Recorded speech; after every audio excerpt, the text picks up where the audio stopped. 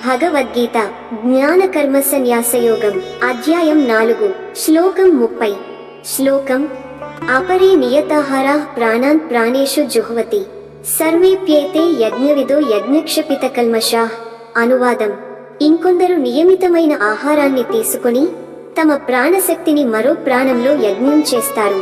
ఈ విధమైన యజ్ఞాలను చేసే వారందరూ యజ్ఞజ్ఞానులు. వారు తమ పాపాలను యజ్ఞం ద్వారా నశింపజేసుకుంటారు. వివరణ: ఇక్కడ కృష్ణుడు శ్వాస నియంత్రణతో పాటు ఆహార నియమం గురించి చెబుతున్నారు.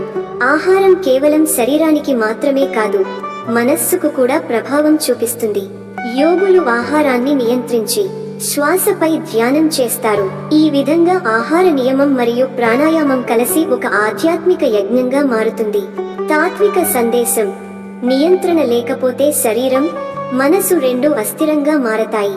సాత్వికమైన ఆహారం తీసుకోవడం, పరిమితంగా తినడం యోగ మార్గానికి అవసరం.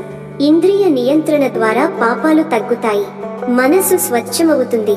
ఉదాహరణ: రోజు మితాహారం చేసే వ్యక్తి శరీరాన్ని, మనసును సులభంగా నియంత్రించగలడు.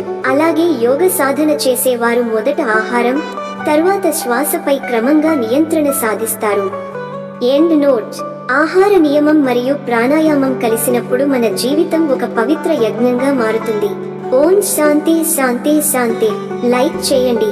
ఈ తాత్విక సందేశాన్ని మీ మిత్రులతో షేర్ చేసుకోండి. తదుపరి శ్లోకానికి ఛానల్ సబ్స్క్రైబ్ చేయండి. ధన్యవాదములు. జై శ్రీ కృష్ణ.